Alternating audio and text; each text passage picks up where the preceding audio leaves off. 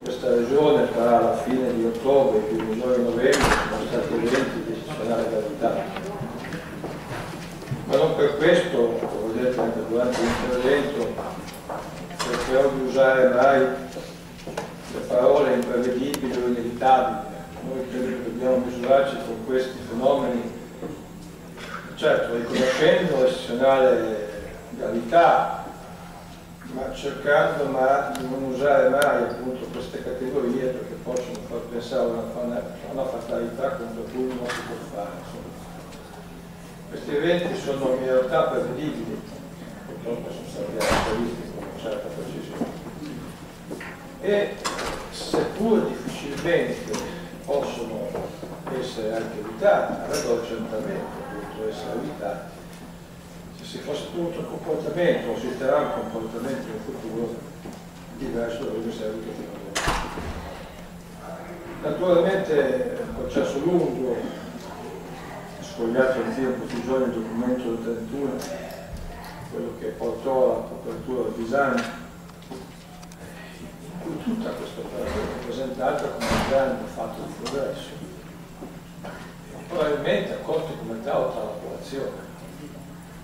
E quindi ripensare il modo con cui noi gestiamo il territorio non è un fatto semplice.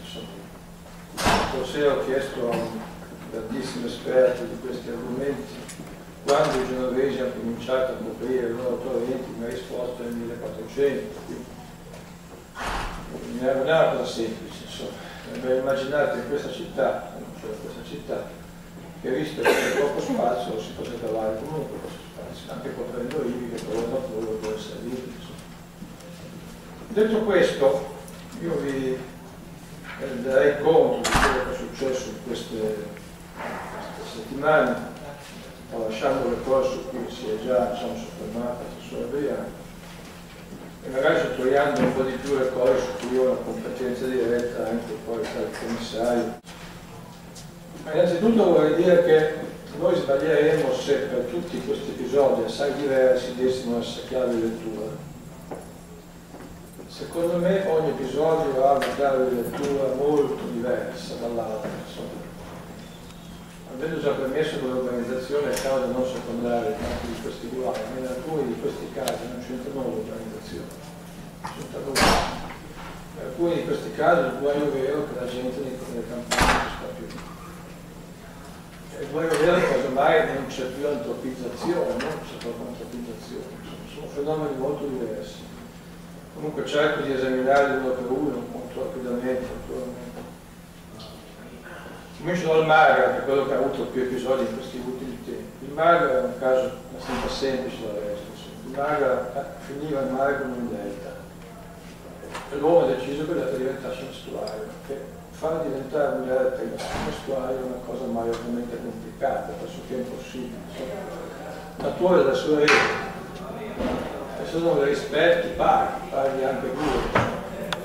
Tra l'altro lì in quel caso non c'è manco la scusa, come dire, di una rinascita a costi belli, di una fame di casa per gente che viene a mezzogiorno, sono cose molto più banali, insomma, semplicemente che è stato ritenuto utile costruire molte seconde case, anche la prima casa, in posti in cui si poteva fare tranquillamente a meno di urbanizzare, perché c'erano anche altre possibilità. Non c'è manco la congestione di Genova a giustificare la scelta lì, una scelta sbagliata e basta. Anche quella di Genova è sbagliata, ma tutto sommato più comprensibile, situazione anni 50, negli anni 60. Ora noi lì cosa stiamo facendo? Un po' comunitario, devo dire. Stiamo costruendo argini per difendere un estuario che non esisteva in natura e che giustamente, come dire, fatica, come dire, a stare come dire, in sicurezza nel momento in cui piove anche normalmente, perché lì non è un caso eccezionale, è andato 4 volte negli ultimi anni, no? Non si fa dire che è eccezionale. La provincia, il comune, la regione hanno già condiviso 10 lotti di argini che sono finiti, dallo 0 al 9. Adesso mettiamo altri 6 milioni di euro dall'alluvione 2009, che però sono arrivati pochi mesi fa. nei lotti bassi, molto contestati perché c'è un rapporto con un abitato bellissimo, un ambiente bellissimo, molto complicato, no? E poi mettiamo ancora qualche milione di euro nella zona che i residenti chiamano quella della polleria. È un inseguimento lungo questo, no?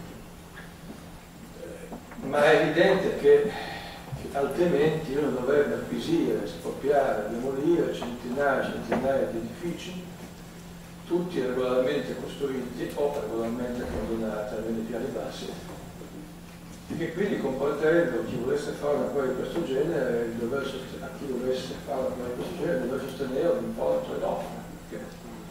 L'unico modo per fare quella cosa lì è pagare, acquisire, demolire centinaia, forse anche migliaia di abitazioni. Lì si procede così, adesso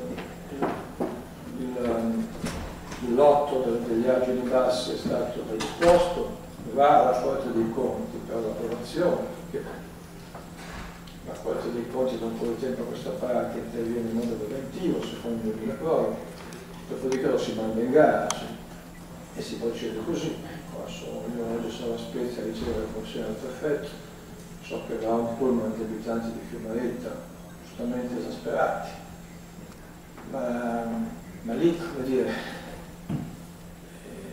si deve continuare a fare quella roba lì, ma sapendo che sono una cosa contro natura. Ieri sera il sindaco da Lazio mi ha detto che lui comincia a prendere in considerazione anche l'ipotesi dello sformatore, magari la metteremo alla richiesta di messa in sicurezza. È chiaro che queste sono cose molto costose, forse anche piuttosto risolutive. Certo, sono tutte cose, come dire, che rimediano scelte miopi, ripeto, non necessariamente neanche da dirigenti di urbanizzazione della grande città o di una ricostruzione post-bellica. Naturalmente poi sono tutte le altre cause già dette, no? Che incidono anche sul mare. Noi non abbiamo più gente che sta in collina. Nel 40 erano circa 200.000 quelli che i libri di campagna e agricoltura, oggi sono 15.000. Ma i più campano di floricoltura e nella piana di albenga. Quelli che campano, adesso mi viene altre parole, che riescono ancora a sopportare la durezza di quella vita, facendo murette a secco, terrazzamenti e così via, sono pochi migliaia di persone. Ed è qui che bisogna cominciare a immaginare legislazioni nazionali, legislazioni regionali, ne parliamo da un po' di tempo, insomma.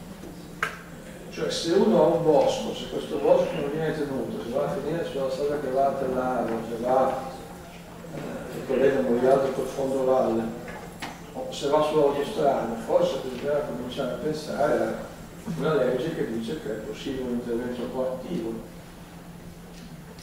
Perché è evidente che molti di questi episodi, non citati alcuni adesso, hanno a che fare con questo tema qui, con un abbandono della filiera del bosco. Poi quei tocchi che abbiamo visto nelle valli di Borghetto e di Bugnato, nella Val di Vara, una volta erano usati per fare mobili, per fare attività edilizia o anche semplicemente per riscaldarsi. Adesso sono abbandonati lì. Noi siamo coperti al 70% da boschi, per di più con specie non autoctone e inadatte, perché oltre diciamo, ad essere torce, questi pini sono resinosi, quindi la resina pucciotto, quello che c'è sotto, e qui non nasce neanche più quella macchia diciamo, mediterranea che era molto utile in questi casi. Però non è che sia semplice, come dire, andare lì in un bosco di un altro e dire territorio a tutti, è cosa molto complicata, non le leggi. Quello nazionale, credo, perché è evidente che qui si ha a che fare con di proprietà. Si potrebbero aggiungere a questi contadini ottanteni interventi che costano qualche milione di euro. No? La cosa lì è molto molto complicata. Questa è la storia della Val di Vara. 5 Terre è uno scenario ancora diverso, perché le 5 Terre sono di giù in murette a secco, questa sostanza più grande è questa qui. Mi hanno spiegato lì, queste meravigliose persone che ho incontrato, che i liguri lì, ma anche da altre parti, cominciarono a terrazzare queste sponde così archivi attorno all'anno 1000. Quindi hanno faticato per circa 950 anni, perché adesso dopo la seconda guerra mondiale hanno praticamente messo. e fa abbastanza passione pensare che 50 anni di abbandono sono sufficienti a cancellare la fatica di quasi 1000 anni di lavoro. D'altronde lì le fascette hanno una caratteristica diversa da quelle delle altre zone di Ligure, sono molto più strette e il peso di un movente secco che va su quelle fascette è uguale al peso che va su fasce più larghe e quindi il peso per metro cubo è molto più grande lì che in Valtelvia, per esempio, insomma. E basta che 2 moventi a secco vadano giù, due consecutivi vanno giù tutti, quanto donne spaventoso. E quindi un lavoro fatto da 950 anni, da centinaia di generazioni di liguri, se non lo tieni su vai male quando viene una pioggia più forte, molto più forte, comunque abbastanza impressionante. Ora capite che qui, non so come dire, non è una scelta che può fare l'amministratore, questa, altre sì, ma queste qui sono scelte, come dire, della comunità. Per questa comunità ha sostanzialmente abbandonato progressivamente l'attività primaria e più tardi, sciaguratamente, anche l'attività secondaria, perché l'attività secondaria ormai ha un peso piccolissimo, insomma. Si è illuso di poter vivere il terziario di finanza e poi abbiamo scoperto con questa crisi che non si può vivere il terziario di finanza. E che adesso non abbiamo più neanche quell'accumulazione che veniva dal secondario, dall'industria, che ha consentito per tanti anni di tenere su la qualità della vita della nostra gente e anche di investire molto in misure di sicurezza. Quindi oggi siamo costretti a inseguire gli eventi piuttosto che anticiparli. È un processo molto complicato, veramente molto complicato. Tutto diverso lo scenario genovese, naturalmente, insomma, un scenario che ha riguardato il disagio. Non si è finito il lavoro, ma si è evitato che si riproducesse un fenomeno identico a quello del 70, perché già quello che si è fatto ha migliorato enormemente la situazione, Ora adesso gli studi diranno i numeri precisi, ma da questi contatti che abbiamo avuto con la Fondazione CIM e anche col DICAT, abbiamo pensato in quelle ore così difficili di attivare una consulenza che spero sia tutti condivisa con una prestigiosa facoltà, diciamo, dell'ingegneria di laurea, ma la stima prima che fanno questi tecnici è che almeno 200 metri cubi al secondo in più siamo passati sotto la temperatura di disagio, benché sia fatta per poco più di metà. Quindi si è evitato probabilmente una... però si è evitato, su questo non c'è dubbio alcuno, insomma, no? Quello che si può dire è che i soldi che sono arrivati sono stati spesi, che la Regione ha aggiunto i suoi nelle 2 legislature che abbiamo alle spalle, e che quando il ministro Prestigiacomo mi chiese cosa vuoi fare dei soldi che mettiamo per la difesa suolo rispetto alla Regione, dammi l'elenco, io dissi non ti do l'elenco, ti do un'opera solo che si chiama Bisagno, che usiamo per i soldi anche noi e andiamo avanti, perché è inutile, come dire, avendo una situazione che Bertolaso considerava una questione civile tra le prime 5 emergenze nazionali e che ha bisogno ancora di 90 milioni, tra quelli che ha già avuto. È difficile pensare che tu metti lì 1 milione all'anno, no? Quando poi ne metti in 3, 35. Ora tenete presente che secondo gli studi neanche la portata, diciamo, che si raggiungerà con un totale rifacimento della copertura, che mi pare sui 900 metri cubi al secondo, insomma, questo progetto qui riguardava 900 metri cubi al secondo, insomma. D'altronde è anche vero che quando si è fatto questo progetto tutti coltivavano le fasce, quindi se non è che fossero almeno capaci di calcolare anche diverse condizioni. Neanche in quelle condizioni lì ci sarebbe la massima sicurezza, perché servirebbe un uomo scolatore. E tuttavia è evidente che se questa drammatica vicenda, si parla di Bisagno, poi parliamo dello studio di Ferraggiano, ci fosse una consapevolezza in questo Paese che è necessario almeno intervenire nei primi 5 bacini pericolosi d'Italia, parlavamo con il professor Romano che ha preso il mio posto da qualche settimana a questa parte, il lavoro affidato a me si sta concludendo in questi giorni, a me e agli Asotti prima, insomma. E per me gli Asotti perché l'incarico che abbiamo non è come presidenti, come si sa, come commissari. Se avessimo un po' di soldi in più nel momento in cui sono dei bassi anche molto forti, si potrebbe almeno, diciamo, completare quell'opera lì.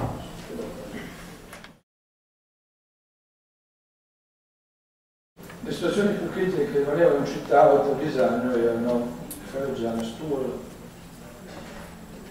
a dimostrazione che questi eventi appunto non sono imprevedibili, sono difficili da evitare, sono prevedibili.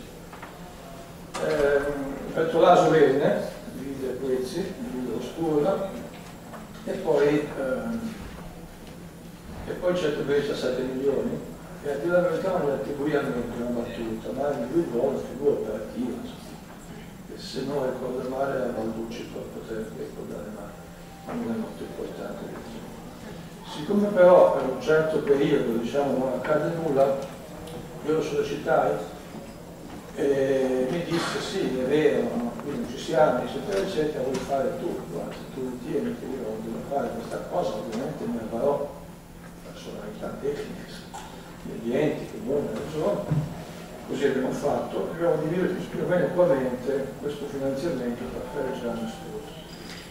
Lo Sturla fu causa di una tragedia che io ho collocato nel tempo sbagliando gli anni e qualche mese me ne scuso, anche se, come dire, quando parlai di questa vicenda in conferenza stampa io volevo presentare quella vicenda e chi se ne occupò successivamente quella vicenda come un esempio tutto sommato positivo. Quello è un caso in cui non passano 50 anni, 30 anni, quello è un caso in cui un paio di decenni di diverse amministrazioni prendono in mano da risolvere sostanzialmente. Le cose che di oggi parlano di problemi dello Sturla, ma parliamo di San Desiderio, parlano di problemi della zona di Sturla, ma parliamo del Gianazzola, parlano ancora di qualche piccolo problema della Cembrana, ma questa piena, queste dimensioni rispetto al 93, che fu un evento molto più limitato, lo subita bene. E quindi, ripeto, mi scuso per l'errore di data, ma una vicenda di cui ho accennato solamente in positivo per dire che lì si è andati avanti, poi è fallita l'impresa, che succede spesso.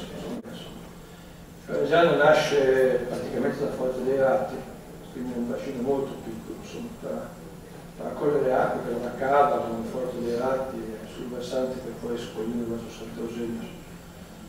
Poi nel invaso anche la zona di Amaro, forma una sua prima tratta, alcuni laghetti bellissimi, tutti i ragazzi di questi ne parlano a nuotare, tutti i laghetti con nomi genovesi, Tragero, Pino, Valdo Scuro.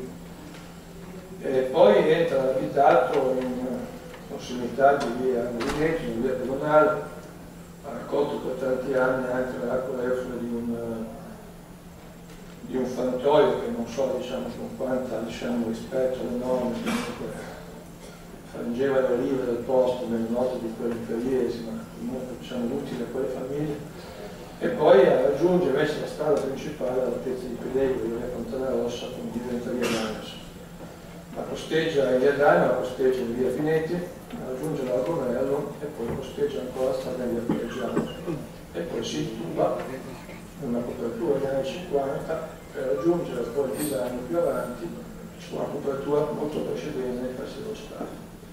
Lo fa nel peggiore dei modi questo figlio minore, perché lo fa perpendicolarmente al filo principale, nelle condizioni peggiori non si affianca, no? Ci si picchia dentro, insomma, e voi capite anche che, come dire, che quando uno si picchia col disagno perde, no? E nonostante questo torrentello nel 70 non esondò. Tuttavia quell'episodio così grave, quello del 70, cominciò ad aprire gli occhi su tutti i torrenti della città e quindi anche sul Ferragiano. Ferragiano ha un andamento stranissimo, io lo conosco molto bene evidentemente, un andamento stranissimo perché fino all'Argomello ha una larghezza normale come sotto l'Argomello, ma dall'Argomello in giù l'altezza degli argini si dimezza, la sezione quindi si dimezza. Poi da un certo punto in poi si intuba e in anni in cui non c'era cemento compresso, quindi si intuba con dei solettori che se ne mangiano tanto di portata, poi appunto arriva in una parte coperta molti anni prima e poi configge col disagno da Gorete, quindi in condizioni di inferiorità, così per dire. Dico solo che anche nei 12 anni abbiamo avuto una responsabilità qui, l'unica zona in cui mi sono andato almeno una volta a settimana è quella lì. Nel senso, abbiamo abitato fino a poco tempo fa, quando sono scomparsi i miei genitori, molti membri della mia famiglia. E a onore del vero, e mi spiace dirlo, non credo che sia giusto dirlo, in quella zona lì non si è andata avanti con il vecchio appalto, non se ne è fatto un nuovo, ma non si sono fatti neanche alternativi all'appalto vecchio e nuovo. E si è lasciato che decine di famiglie e si è deciso che decine di famiglie continuassero ad abitare dentro il Greto del Torrente. E su questa la cosa che mi inquietò sempre in quegli anni e che mi ha portato a chiedere appena letto qui a Bertolaso di venire a Quezia a vedere quella roba lì. A Quezia Bertolaso portò con sé Chicco Enrico De Bernardinis, il suo braccio destro, ingegnere idraulico, nato a Marassi. Bertolaso capì esattamente come stava la situazione. Mi disse: io non ho la possibilità di assegnarti oggi i soldi per fare uno scolmatore, perché il bilancio non lo consegno, però cominciamo a togliere dal Greto quelle famiglie lì. Mi assegnò i soldi che ho detto, insomma, mi assegnò i soldi che ho detto che dopo un po' venne assolutamente come commissario. E nell'ottobre del 2011 abbiamo finito un lavoro che ha tolto dal Greto quelle famiglie. Sono 20 famiglie e 8 attività artigiane che hanno abitato per un secolo, lavorato per un secolo immediatamente molto in Largomero. In un caso non siamo riusciti ad avere i soldi per comprare e demolire l'intero edificio, abbiamo comprato e sgomberato l'appartamento basso dell'edificio. Quell'appartamento basso è stato invaso dall'acqua e distrutto.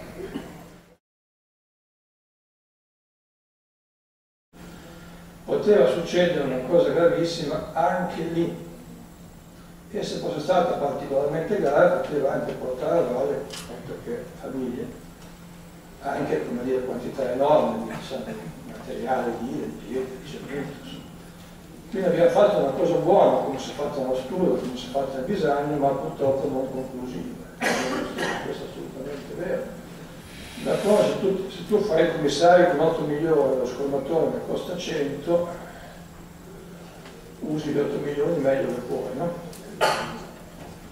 Ora, voglio aggiungere ancora una cosa, perché si è detto, ma poi sono fatti anche dei parcheggi, sì, è assolutamente vero. Quella gente che abita lì stava dentro il Greto,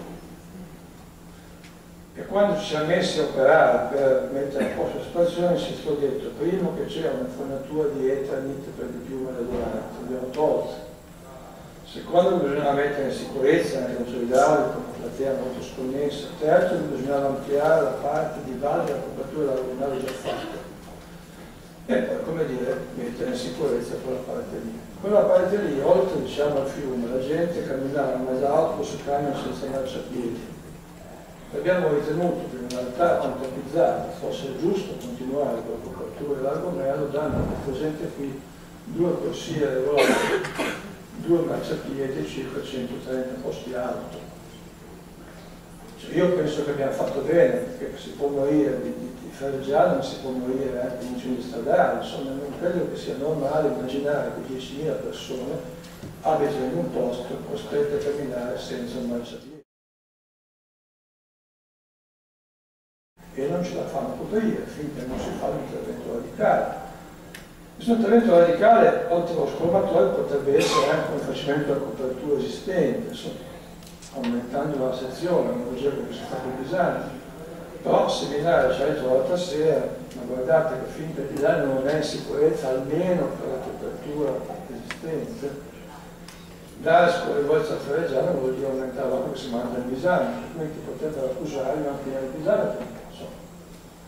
Non è semplice, insomma, quando le città nascono male, rimetterla a posto è molto complicato, molto complicato. E non è una responsabilità che si fa a nessuno, ognuno opera nelle condizioni in cui, come dire, opera quando comincia queste attività qui. Insomma, pensate a questi amministratori degli anni 50 che Per un po' hanno dovuto dare casa perché l'hanno persa per la guerra, e per un po' hanno dovuto dare casa perché venivano a lavorare nelle nostre fabbriche a mezzogiorno. Comunque abbiamo affidato adesso a Dicat, a Cima, abbiamo qualche milione di euro adesso disponibili, il consiglio è riprogrammato ad agosto, e quindi sia per Ferragano che per Stura faremo qualcosina. Voglio solo dire di un dibattito di grande interesse fatto in queste ore.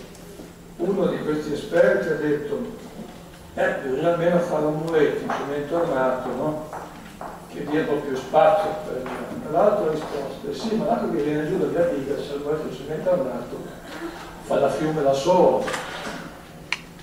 capite?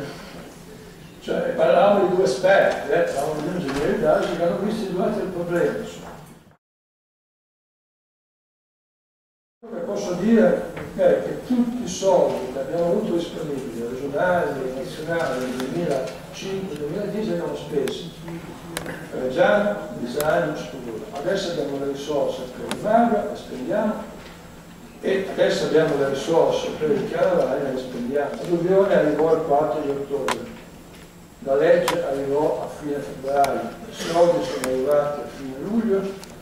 L'ordinanza di protezione civile che dice come spenderli è arrivata il 4 novembre, 13 mesi dopo. Gli ultimi 3 mesi li abbiamo spesi perché la Corte dei Conti mi ha detto che non mi faceva applicare il PRISC, una legge regionale.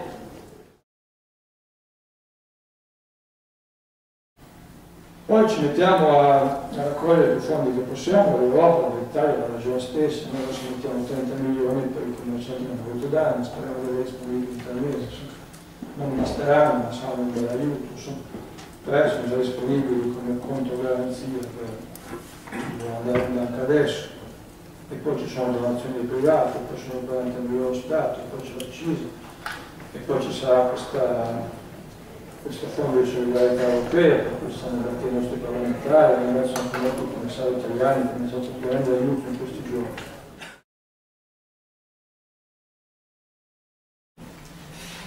Noi dobbiamo imparare non a prevenire, ma a tener conto di quello che ci dice chi fa la prevenzione, perché io sono sicuro che questa grande maggioranza delle cose che ha letto oggi Renata Beiano, noi non sapevamo questo dettaglio, insomma. Qui la cultura di prevenzione in questo paese non c'è. Se il Giappone non avesse questa cultura avrebbe ogni anno migliaia di morti di terremoti, poi contro lo tsunami non si difende, no? E quindi è un appello un po' a tutti, no? Quello di imparare di più. Il secondo appello è non aumentiamo il rischio idraulico, siamo prudenti. Il terzo appello è ogni anno riduciamo un po', come dire, ciò che è stato fatto per costruzione o per, diciamo, superficialità, perché è marinoso. Cioè, quindi preveniamo, non aumentiamo e diminuiamoci. Queste sono le 3 cose da fare. E vi devo dire che girando per la Liguria e contando questa gente, poi si hanno anche elementi enormi di speranza e di fiducia che vengono da chi è più colpito, no? Perché se è vero che bisogna trovare questi soldi, che bisogna spendere in tempi ragionevoli, avere in tempi ragionevoli con regole un pochino meno complicate. C'è un patrimonio di fiducia, di disponibilità, di compostezza, di solidarietà di questo popolo che è spaventoso. Non posso dimenticare quelle immagini di Monterosso quando la gente riguardava la chiesa distrutta e che recuperava, insomma, gli elementi di questa religiosità così diffusa nel nostro paese, nel nostro popolo. Non posso dimenticare quando arrivavamo in gommone a Manarola, come prima di arrivare, non c'è arrivato ancora nessuno, erano isolati i collegamenti via mare, via ferrovia, via terra. La gente ha tutto sulla sua, quella volta era la spiaggia della piazzetta, senza neanche una pala, perché le pale sono tutte in cantina, le cantine anche completamente sommerse. Ci tornavamo la mattina dopo con Gabriele in chiesa, dovremmo comunicare che noi anziani dovevamo sgomberare. Ci fu una compostezza, un silenzio, un'attenzione, ci furono persino ringraziati. Sono lezioni che non dimenticherò facilmente. Una persona anziana mi invitò ad andare nella cantina, stappò l'ultima bottiglia di uno Chocolat rosso di tanti anni fa, pianse a lungo e mi disse: pensa quanto sarà difficile mettere a posto questo lavoro di mano, tanto ne sono tutti, tanto ne. Non posso dimenticare quello che ho visto poi in Valdivara, dove quei legni che venivano usati per riscaldarsi sono stati usati dei missili che hanno distrutto case, botteghe. E poi non posso dimenticare l'incontro di queste ore con quel signore con merce in scarpe, con l'automatics, che è stato rivoltato col suo furgoncino più e più volte perché faceva la scuola per salvare la sua merce. Mi ha detto che due macchine che andavano senza conducente, senza corrente, hanno spaccato il tetto cristallo e grazie a questo lui si è un po' ammaccato ma è uscito. Poi stava per essere portato via da Londra quando si è iniziato a afferrare da un ragazzo, ci ha descritto in un modo che faceva persino sorridere, un intanto tutto attuato, diceva, quando lo vedeva gli faceva persino un po' paura. E questo ragazzo teneva da una parte un palo, diciamo, una luce, un palo, l'altro teneva lui e gli gridava non ti muovi, sono forti, diciamo, non ti muovi, stai tranquillo che non ti muovi. Abbiamo avuto decine di cose così in questa città, in questa regione, e migliaia di ragazzi che vanno a sparare esattamente come i loro padri. E aiutano la gente, insomma. Io vorrei dire che adesso ho capito una cosa, non dico polemica, ma piccolissima polemica. Ho capito che da allora ad oggi non si può più fare spontaneamente, dicono la Protezione Civile Nazionale. Lasciamoli fare anche un po' spontaneamente.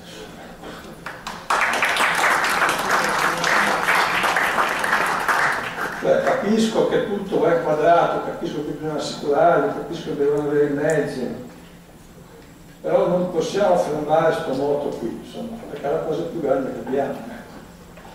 Oggi noi andiamo a Spezia e prendiamo le consegne là, ha chiesto al prefetto di tenere ancora una volta qualche ora, qualche giorno, mi scuso ancora, non siamo riusciti ad andare ai funerali alla Val di Lara perché non ce l'abbiamo fatta proprio, fisicamente non ce l'abbiamo fatta, perché in questi giorni purtroppo lavoriamo tante ore, ma di più non si può. Adesso appena arriva l'ordinanza di protezione civile prenderemo, diciamo, le consegne anche qui, in una città certo più organizzata, più forte, più strutturata. Sono dei comuni in particolare che non sono neanche i tecnici per fare così. Sono 250 km di strada da rifare, cioè una cosa apocalittica, è un terremoto d'acqua, diciamo, e ci mettiamo a lavorare. Non credo che ci sia altro modo per affrontare problemi come questo. Poi è evidente che il dibattito politico ha il suo diritto di manifestarsi. Per quanto mi riguarda sento la politica in questo momento, almeno una certa politica lontanissima da me, non so un po' voglia, no? Penso di dover dedicare tutte le energie che ho, tutte le energie che abbiamo, tutti noi, per dare una mano a questa gente qui per fare qualcosa di meglio nei prossimi anni, evitando per quanto possibile tragedie come queste.